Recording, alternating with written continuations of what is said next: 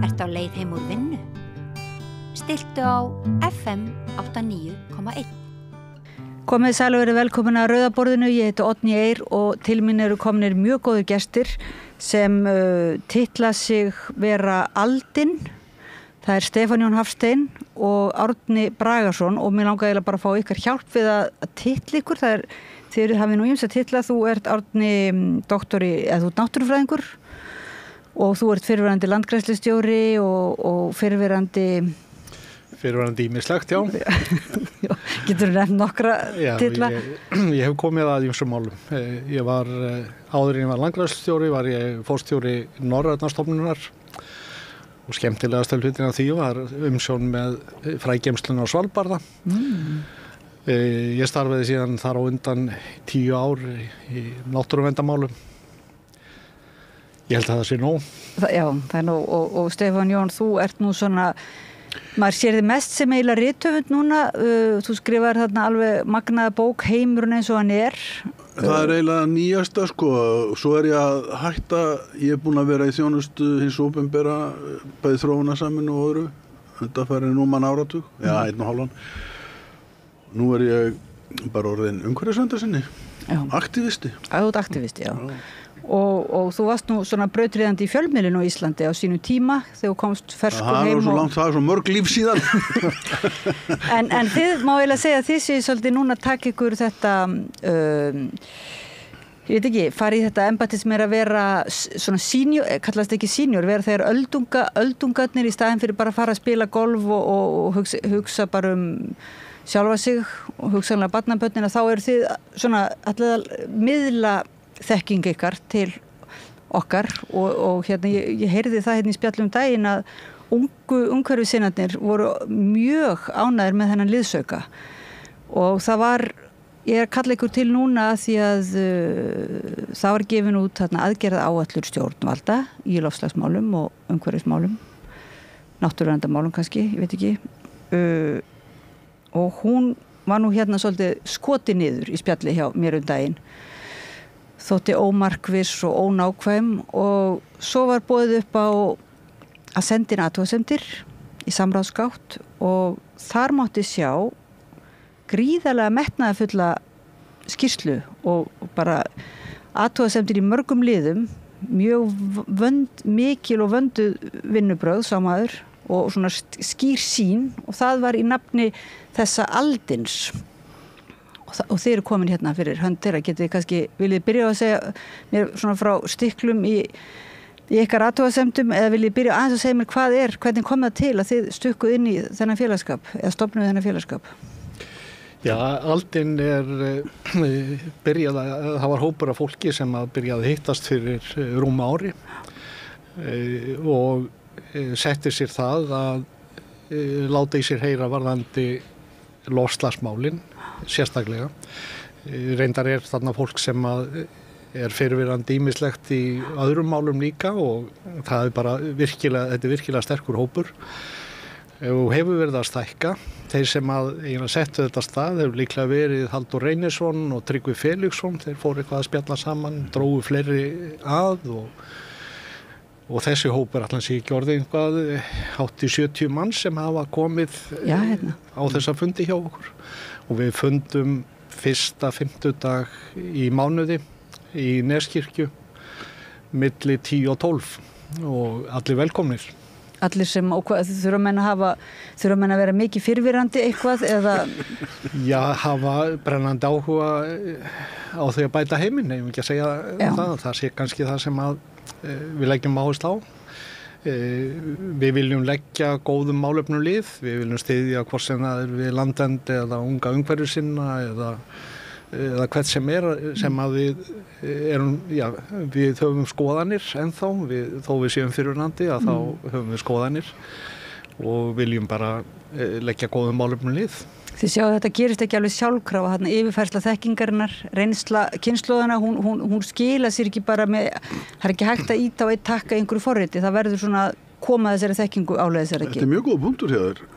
Ég hef verið, af því að nú maður að svona verða fyrirverandi, ég hef ekkert botnað í því, af hverju til dæmis hið opinbera stundar ekki það að tappa af fólki með mikla reynslu og komin áleiðis til yngri starfsmanna í einhvers konar leiðsögn. Já. Það er mjög merkilegt. Ég rætti þetta við fólk víða og þetta sem heitir á útlensku mentorship eða leiðbeina og vera svona, því að sko þetta fólk er mjög mikið tilbúið að fá sínu metnaði svalað og þarf ekkert að vera í einhverjum drottninga- og kóngaleikjum sko, en mjög brennur fyrir því og maður finnur það í svona hópi eins og Aldinn að þekking og reynsla og hugsjónir sem ekki deyja haldi áfram að lifa og það það sem við erum að gera og það var náttúrulega magna fyrir mig að því að ég ekki vísindamaður eins og Árni og þau mörg þarna inni að vera í þessum hópi sem tók saman þessa umsögn.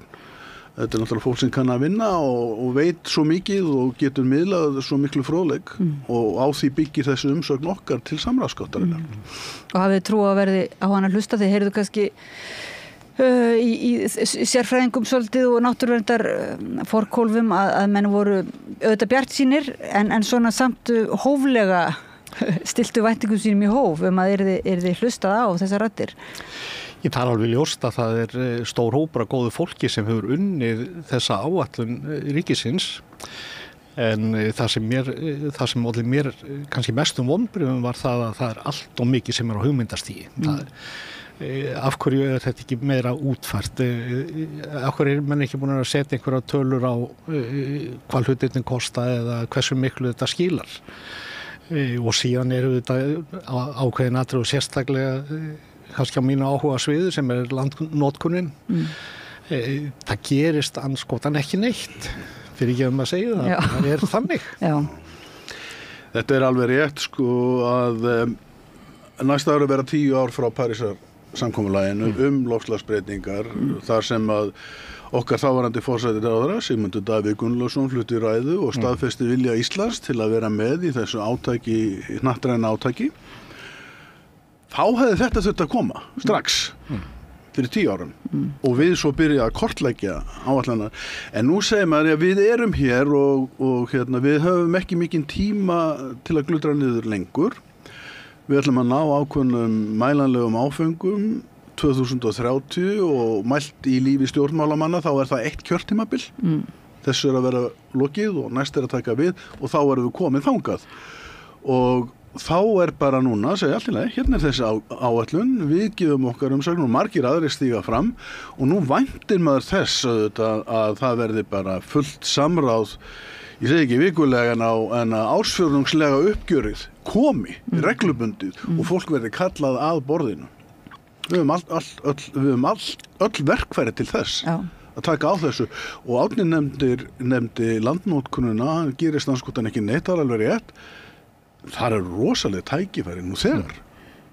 Getið þið sagt svona, í ykkar athugasemdum mjög mikil áherslu á landnotkun, líka samgöngur, þetta praktískt plagg sko, þetta svona ansi nákvæmt og praktísk sýn hjá ykkur.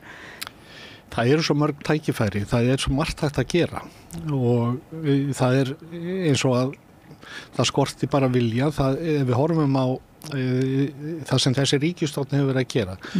Fyrra kjörtímabil þessar ríkisstjórnar, það var ýmislegt sett upp. Þar var kannski í fyrsta skipti eftir að Parísar samkomulagið gert, sett upp áætlun aðeins komin peningar, menn byrja að bjartsýni, síðan kemur COVID og þetta sundurlindis seinna kjörtímabil sem alveg skelfilegt og þá einhvern veginn gerist bara ekki neitt. Það mörg af þessum málum eins og til dæmis varðandi ríkisjarðirna sem við bendum á og endurheimt votlendis þar. Ég veit ekki hversu marga fundi ég og fleiri áttum út af þessu en þetta einhvern veginn stoppaði allt saman og það eru svo gríðarleg tækifæri þar. Það vantar bara fyrst og fremst pólitískan vilja, pólitíska sýn á þetta og að þora að stíga inn.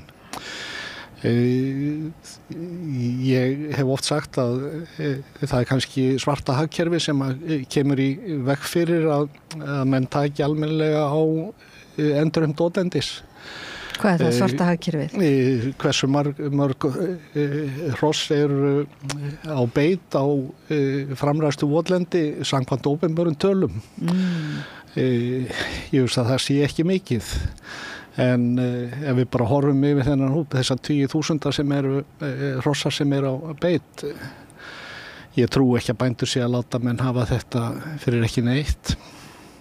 Nei, þannig að svarta hagkerfi þetta sem kemur ekki fram í opinberum tölum en raunverulega svona Ég raunin. grunum að það sé ansi stór þáttur í þessu þegar að menn að borga hrossaeigendur fyrir góða beit, kannski einhverja 20.000 fyrir hrossið, fyrir sumarið. Hvar þetta í opinberum tölum? Og það er náttúrulega eftirlit ábótavant á Íslandi svona svolítið mörgum sviðum virðist manni. Við vitum það má ekki vera eftirlit með einu eða neinu. Nei. Það þarna vegast á merkilegir hagsmunir. Ég hef ekki heyrt að þetta framræsta votlendi væri í raun í notkun. Því að opinbera sagan svo að nei, það ekki að gera neitt með þetta. Þetta bara að blása út koltvíildi og verða sér til skammar. En svo erum við bent á það og það ágætis viðtal til dæmis í Jón Óla Hilmarsson nýkjörinn fuglafræðing ársins eða hvað það veluna hafa. Hann að tala hvað við erum búin að tapa miklu fuglalífi, bæði á sjó og landi. Og þarna spila mjög sterkt inn að við erum ennþá að grafa fleiri skurð og ræsa fram meira votlendi heldur en við endurheimtum. Þetta kemur niður á fuglalífi og alls konar vistkerfum sem ég kann ekki að nefna og Árni geti kraft okkur frá en það einhver ótrúleg einhver staðar einhver mjög þung hönd og maður búin að læra það af löngum ferli og Íslandi. Hvar liggja hagsmunirnir? Eru þeir í felum, í einhverju svörtu hagkerfi, eru þeir undir einhver staðar? Hvar eru þeir? Og núna þurfum við bara að taka á því og það svo reyndar víða sem við þurfum að fara af stað við nefnum landsamgöngurnar. Af hverju erum við ekki búin að rafvæða landsamgöngur? Ef við höfum byrjað á því strax, eða bara fyrir 5, 6, 7 árum, þá væru 70-80% búin að því. En nú að koma bakslag í það og landsamgöngur eru 1/3 af svokallari samfélagslosun. Við hafa gríðarlega þungt bæði hérlendis og heimsvísu, ég var að sjá tölurnar á heimsvísu. Það eru rosalegar og það til svo mikils að vinna og þetta svo sársaukalust fyrir Ísland og við græðum á þessu. Þetta hreinn gróði að þurfa ekki að flytja inn olíu og bensin fyrir 100 milljarða á ári og nota orku sem við eigum tilbúna, endurnýjanlega orku. Og hvað það? Ég meina, eru það bara einhverjir gamlir samningar, olíukaupasamningar eða þetta tækni, svo talað orkuskort? Ef þetta væri alvöru mafíumynd sem við værum að skrifa, þá væri það málið. Og þá myndum maður líka spyrja hvað er eitthvað í bílaambúðunum sem segir það, nú ég að tala mjög ábyrgðarlaust. Já, við erum ekki að fara. Ég bara að segja, hvar liggja hagsmunir og hvers vegna drífum við ekki í þessu? Og ég heyri hlusta á forstjóra bílaleiganna kvarta sáran yfir því að þá ekki stuðning við þann vilja sinn að fara í umbreytinguna. Já. En orkuskorturinn þá? Það er ekki en orkuskortur. Já, þeir eru sammála það þá. Já. Frábært viðtal við forstjóra Landsvirkjunar núna nýlega sem að mér fannst já, ég bjóst kannski ekki endilega við þess en það var bara mál til komið að raskjalla þessar óábyrgu raddir sem hafa verið með áróður það að það þurfa að virkja allt og allstaðar. Svo maður sé bara alveg hreint reyna að vera opin og málefnalega með það. Að það sé mikil eftirspurn eftir ákveðinni vöru þýðir ekki að vöruna skorti. Það eru bara margir sem vilja kaupa hana og ef þú ert seljandi vörunar þá það mikið fagnaðar efni og maður segir bara, hér bara gott tækifæri til að selja okkar ágætu orku á mjög háu verði til útvalina, góðra kaupenda sem stunda sjálfbæra rekstur í atvinnulífinu. Það möguleikin. En ef þú ert að til dæmis að segja að það orkuskortur vegna þess að það fyrirtæki sem heitir Hver og vill fá sem ígildir 2 Kárahnjúkavirkjunum til að setja upp verksmiðju á Grundartanga til að framleiða rafelsneti sem engi veit nákvæmlega hvernig verður notað í framtíðinni, þá segir mér það ekki orkuskortur. Það bara reynrættu græðgja þeirra hálfu að vilja sölsa undir sig síðustu leifarnar og orkumöguleikum á Íslandi. Og það ekki orkuskortur, það græðgi. Þess vegna erum við í kjör aðstöðu og að segja, ok, það hérna biðröð hjá Landsvirkjun, nú veljum við. Hverju fá? Á hvaða verði? Og mætti koma lagasetning sem tryggir almenningi aðgang að orku og það nú það sem að bráðum fyrrverandi orkumálastjóri Hallar Hrund var að hamra á að benda eða segja frá að það þyrfti lagasetningu til þess að tryggja það að almenningur yrði ekki undir í samkeppninni. Ég held að það er hérna, ég held að sé mjög mikið svona sammæli það, ég hef ekki heyrt neitt ekki nema mjög örfá úrtölum en andmæla því. Andmæla því að það þurfi að... Ég held að það séu allir sammála þetta en af hverju þingið ekki búið að stíga þetta skref? Já, það er einhver, hérna, ég var að reyna að rýna í þessu umræðu þegar Halla Hrund, hún predikar þetta mjög mikið í kringu síðustu áramót og kemur með þetta, það verður bara ganga frá þessu. Hagsmunir almennings. Alltaf fólkkaupsréttur almennings og það verður ekki slökkt á sjónvarpinu hjá okkur að horfa á samstöðuna vegna þess að einhverjir stórnotendur vilja bræða ál. Það númer 1. Og Halla Hrund benti á þetta mjög mikið og ég var að reyna að rýna í hvað það virtist vera einhver svona þröskuldur fyrir einstaka, ég vil segja það næstum því þrákál við þinginu að kalla á stýringu. Það var einhver forsjárhyggja fólkin í því að tryggja hagsmuni almennings sem að mínu vita bara fínasta forsjárhyggja. Já. Og það má kalla það kannski með eitthvað annað en forsjárhyggju. Það eins og, sko, öll umræðan sé bara dálítið, það svo mikil skekkja í málum af því að þau ríki einu sinni sem eru ekki hafa ekki verið í neinni forsjárhyggju í Evrópu, þeim finnst alveg sjálfsagt að stýra ákveðnum hlutum og vernda hagsmuni almennings, en Íslendingar eru einhvern veginn fastir í þessu, finnst mér hugsunin bara kaldastríðinu, þá séum við komin út í einhvern stalinisma og þetta eitthvað svo óbúslega mikil skekkja. Við höfum mjög gott dæmi hvernig við höfum staðið vel að málum og það hvernig við höldum heita vatnið.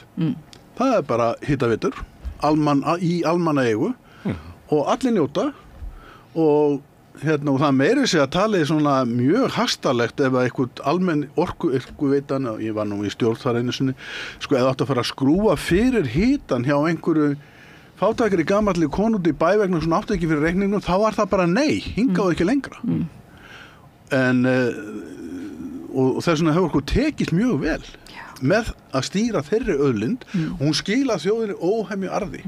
Við byggðum þetta náttúrulega bara upp eða við, það voru öll aldinin byggðu þetta upp. Við getum þakkað gömlu hitaveitustjórunum okkar mörgum, þeir voru nú klárir, kallar að vissu hvað þessum guð. En svo seldum við að vísu, ég var nú aðeins að nefna HS Orku fyrir slikk.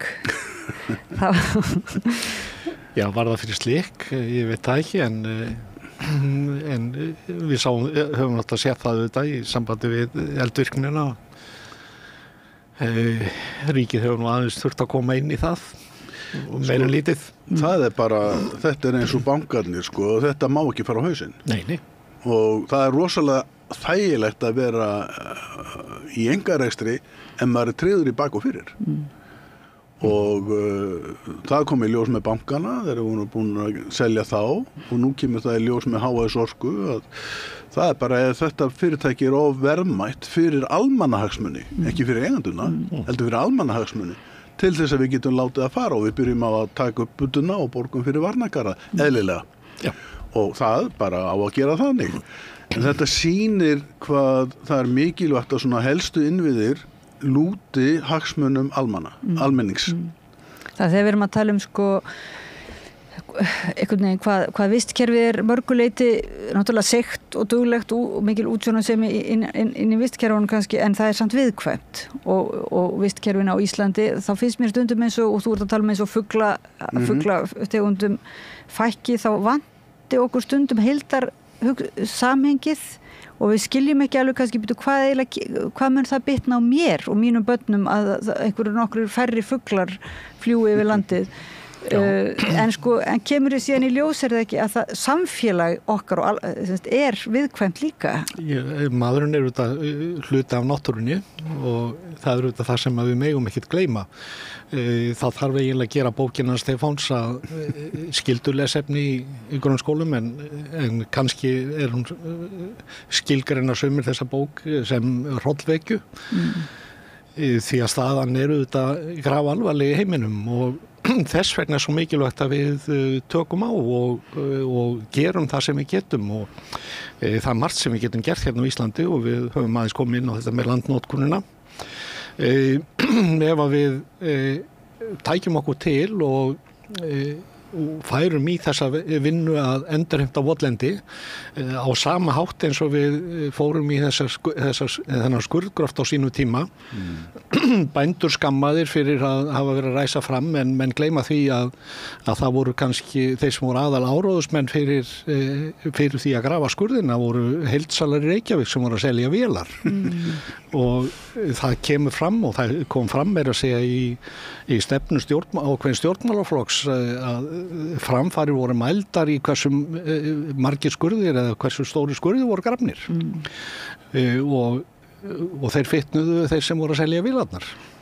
Þetta nú kannski svolítið ennþá í gangi að framfærir á Íslandi metnar eftir svona dugnaði í framkvæmdum og stærð verksmiðja En auðvitað er það grafalvarlegt mál í heiminum og tölur við ætlum kannski ekki að fara mjög djúpt í þessar tölur.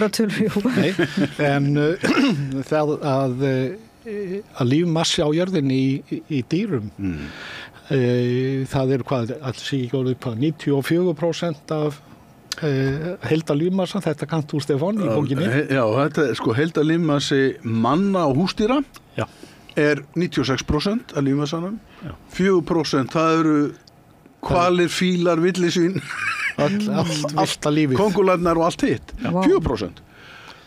Og við erum búin að drepa, tölurnar frá World Wildlife Fund, þar kom alltaf reglulega út, skýrslurnar þeirra, hvernig staðan í vistkerfunum.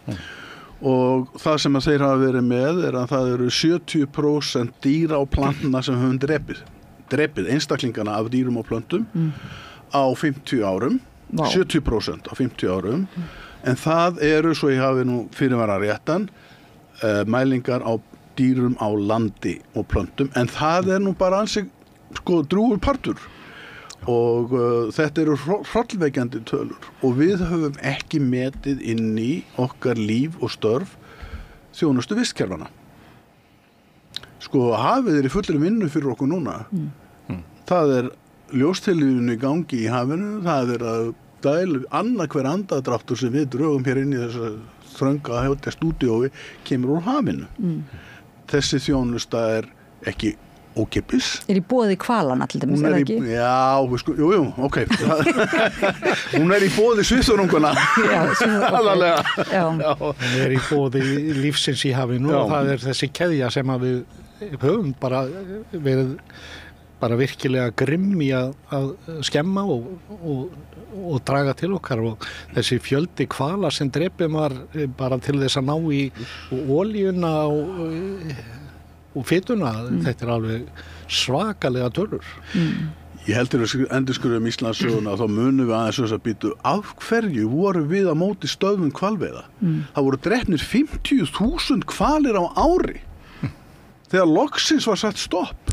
En er það ekki líka bara út, við vitum aldrei hvað málið snýst, við erum aldrei ringluð hvað málið snýst, hvort þú ert bara á móti þessu manni, Kristjáni Loftsinni, hvort það snýst umræðan fer aldrei oft í svona vitlausa átt og er að réttast af kannski núna og svo er það ungir kannski hvalavinir sem er að mótmæla og þá einhvern veginn finnst kannski, er mörgum ofboðið, finnst þetta heldur mikið af því góða að hlekkja sig við möstrin og þannig að það snýst það að meðan að manni finnst þess og við séum komin einmitt, það svo alvarlegar afleiðingar að við þurfum eiginlega að svona hrista hausinn og hugsa hvað snýst þetta og þar með líka, hvað getur við kallað þessi mál? Þetta ekki bara loftslagsmál og það náttúruvernd, það vist kerfin. Já, að því að Árni var svo huggulegur og þið bæði að nefna bókina mína, þá hún í raun og veru það að tengja í, það er loftslagið,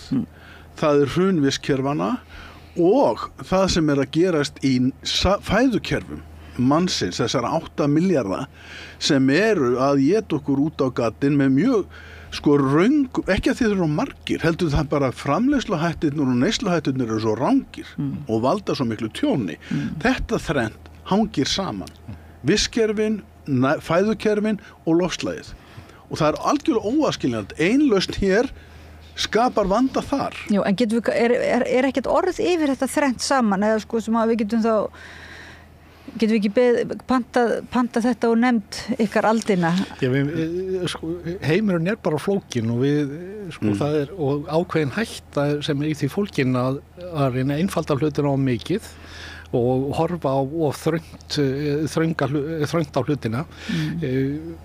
Við erum að eyðileggja með þessum nútíma landbúnaði, við erum að eyðileggja jarðveginn, við erum að tapa jarðvegi og til þess að rækta þá þurfum við vatn, við þurfum jarðveg og við þurfum sólarljós og til þess að ef við höldum áfram á sömu braut að þá verður fyrir að síðar hrun en það sem að við getum líka gert og það tengist til dæmis þessu starfi sem að ég var í áðurinni kom til landgræðslunar að það að tryggja það við sem ekki að tapa erfðaauðlindum. Við erum að byggja alla kjötframleiðslu heiminum á meira og minna á 5 tegundum dýra og við erum að byggja meira og minna alla matvælaframleiðslu á ekki nema 3 tegundum, hveiti, hrísgrónum og maís. Þetta stendur undir kannski 60% af öllum kaloríum sem framleiddar á jörðinni. Það eru vaxandi á jörðinni mörg þúsund plöntur sem við getum notað til matvælaframleiðslu. Það gríðarleg tækifæri fyrir okkur vegna þess að margar af þessum tegundum þær geta breytt þessu ástandi,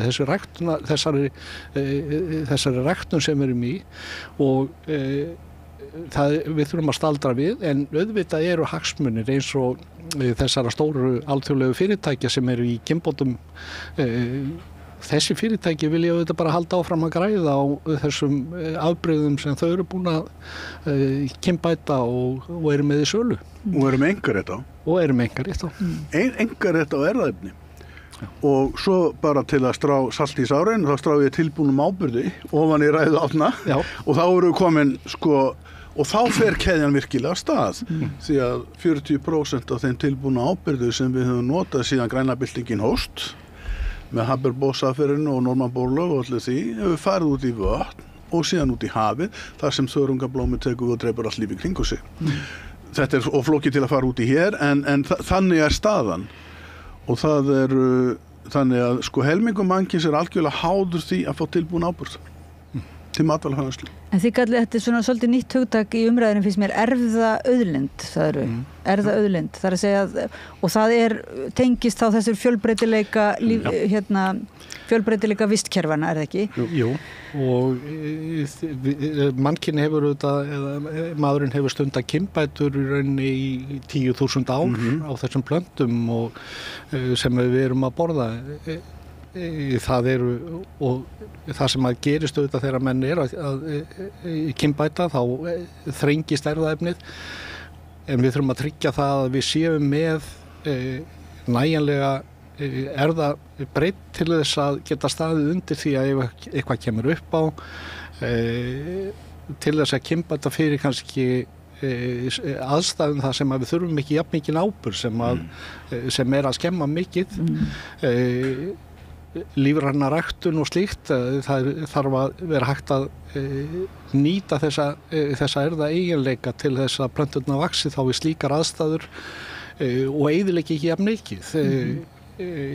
það svo mikið líf í jarðveginum, það 1/3 af öllum lífbreytileika á jörðinni í jarðveginum og við sjáum þetta bara ekki. Þarna kerfi sem að þjóna manninum en við erum með þessari þröngu einhæfu ræktun erum við að eyðileggja þetta kerfi sem að í rauninni bara gerur okkur kleift að búa á jörðinni.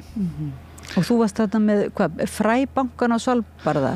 Já, þar verið að geyma fyrir heiminn afbrigði eða erfðabreytileika til þess að nota síðan til kynbóta.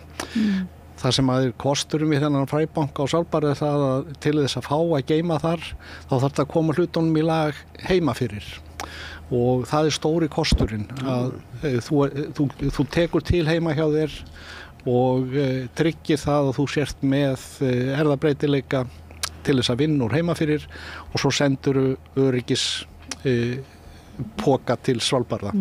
Og Íslendingar með í þessu? Já. Við erum hluti af þessu norræna kerfi. Hluti af þessu dæmi var auðvitað óttinn við kjarnorkustyrjöld að við myndum gjöra eyða svo miklu lífi að þeir komu svo nógu langt í burtu og Svalbarði var staðurinn sem fannst fyrir að væri svona ólíklegt að Svalbarði myndi lenda undir þessu. Það var svona hlutadæmin en auðvitað er þetta nauðsynlegt að eiga þarna. Þannig að framsýni þeirra sem einmitt sáu fyrir hugsanlega einhverjar hamfarir af mannavöldum eins og kjarnorkuvá nýtist okkur vel núna þótt að kannski kjarnorkuváin sé ekki allavega ekki svo eina váin. Það eru þetta hamfarir í gangi, loftslags hamfarir og það eru óhugulegar tölur sem við erum að sjá hitastig á Svalbarða núna í þetta sumar. Síðastliðið sumar var svakalegt og það er því til viðbótar og það endurspeglar það sem hefur verið að gerast í hafinu 2023 og 2024 það alveg ótrúlegur hækkun á hita í hafinu, yfirborðshiti sjávar hann mestur á norðurslóð meðalhitin 1 gráða en 4 gráður á norðurslóð.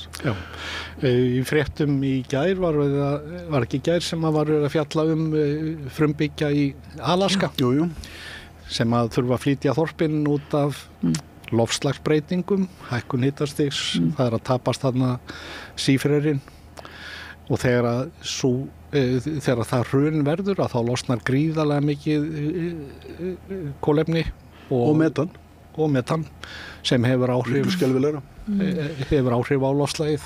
Við erum og hinum einn á hnettunum smáeyríkin í Kyrrahafinu þar fólk að flytja nú þegar af eyjum og upp til fjalla frá ströndum vegna þess að yfirborð sjávar hefur hækkað þó ekki nema eitthvað smávegis en það bara nóg til þess að þegar þessu aftakaveður geisa að þá skólar öllu land og tekur þorpin og eyðileggur lífsafkomu fólks. Þannig að þetta byrjað. Við erum komin á þennan stað. En haldið að við Íslendingar tökum ekki við okkur stjórnvöld takk ekki við sér fyrir að það byrja virkilega bara að skólast til einhver þorp eða hvað getum við gert svona áður en við erum virkilega komin í djúpan skít? Við erum ekki farin að horfast í augu við staðreyndir og við vorum að ræða daginn í þessum félagskap aðeins okkar dag þolmarka jarðar. Ísland hefur ekki ennþá sendt inn tölur. Nei, það ekki það. Þeir trúaðum ekki. Nei, hvaða tölur það? 8. ágúst 1. ágúst í ár. Það 1. ágúst í ár. Já, það dagur þolmarka jarðar. Þá erum við búin að nota á jörðinni það sem að við 1. ágúst það sem að við eigum og megum nota. Við erum að ganga á komandi rétt eða þol fyrir komandi kynslóðir eftir 1. ágúst. Dagur þolmarka á Íslandi á þessum kvarða það þýðir 1,7 jörð fyrir allt mannkyn sem þyrftum til að halda uppi núverandi neyslu. Svo kemur bara kvarði niður, hvar eru ríkin stödd? Hvenær þolmarkajarðurinn fyrir hinn mismunandi ríki miðað við neyslu þeirra?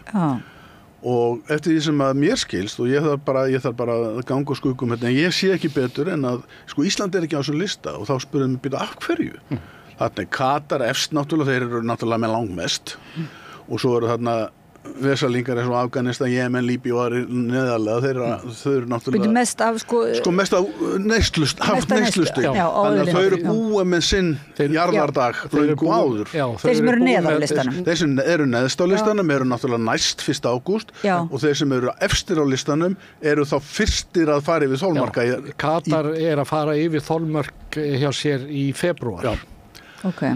Og þá spyr maður, og hvar Ísland? Og mér hefur sagt það og ég ætla bara að fá þetta, ég þarf að fá þetta alveg skjalfest. Sko þegar menn ætla að fara að setja Ísland þá sagði nei, við trúum þess ekki.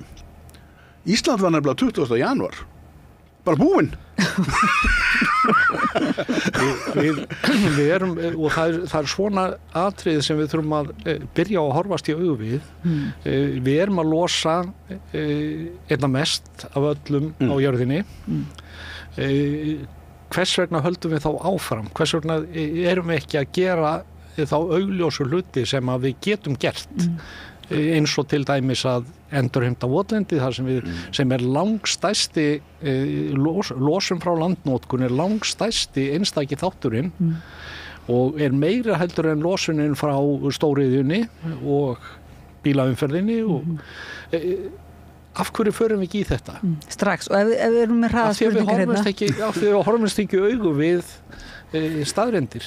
Þetta er bara massíf afneitun, sem sagt. Þetta er, og hagsmunir, einhverstað líka en sko, þetta er alveg magnað, þetta sem við vorum að lýsa með jarðardaginn er sem sagt vistspor svo kallað, ekki bara losun gróðurhúsalofttegunda, heldur bara þau ummerki sem við skiljum eftir okkur. Og það þyrfti miðað við mína og líklega okkar átnaneyslu og kannski þína líka orðni, svona 4 jarðir. Fyrir Ísland. Nei, fyrir okkur sko, en fyrir Ísland þyrfti 7-8 jarðir að lágmarki og líklega meira. Vegna þess einfaldlega að við erum með svo óbóðslega stórt vistspor. Og það er stór fiskiskipaflóti auðvitað, en það er líka mikil stóriði á Íslandi og óbóðslega neysla. Þannig á mann er þetta gríðarlega hátt. Við erum búin með okkar kvóta 20. janúar, það er ekki búin þorrin. En við erum bara ánað alltaf með að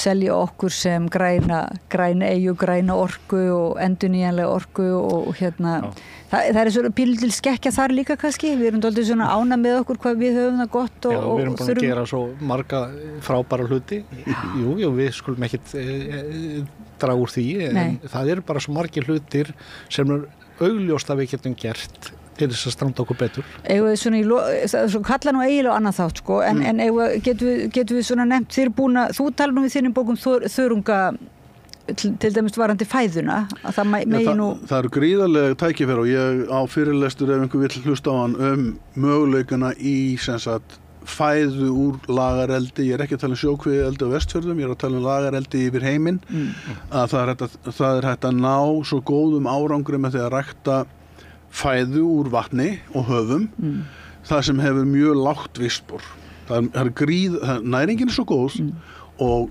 umhverfisáhrifin svo lítil að og þau eru oft jákvæð, til dæmis í kræklingarækt er bara jákvæð áhrif af kræklingarækt þannig að þar eru mikli möguleikar við skulum horfa ekki vera sko ef óttin ræður för þá er allt ónýtt sko það eru ýmsir möguleikar bæði í fæðuöflun eins og hér hefur Árni lýst svo vel fyrir okkur Íslendinga mikil tækifæri það eru óbáslega tækifæri framundan fyrir okkur bara hreinlega að bæta líf vistkerfana okkur sjálfra, bæta mannlífið.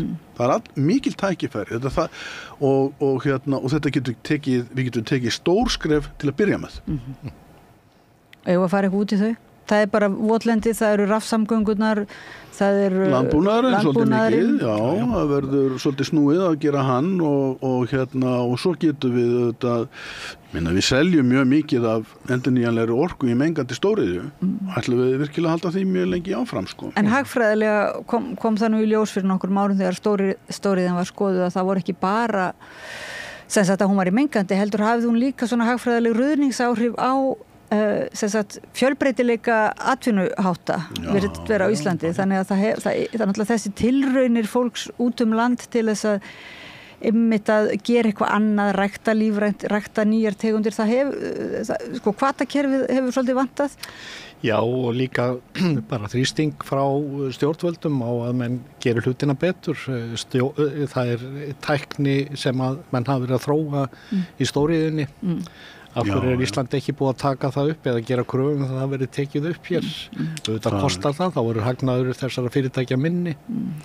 Það eru tækifæri. Það eins og við höfum ekki átt okkur á hvað við erum mikið tækifæri til að geta valið, eins og þú sagðir. Við getum hort á þá sem sækjum og sagt við viljum frekar þennan fjárfesti, en það ennþá kemur svona að við skulum ekki fæla frá og hræða fjárfesta því þá faraðir og við verðum bara ein. Þetta einhver svona hræðslu áráðu. En við þurfum þetta líka að horfa kalt á það hvar setjum við hlutina niður.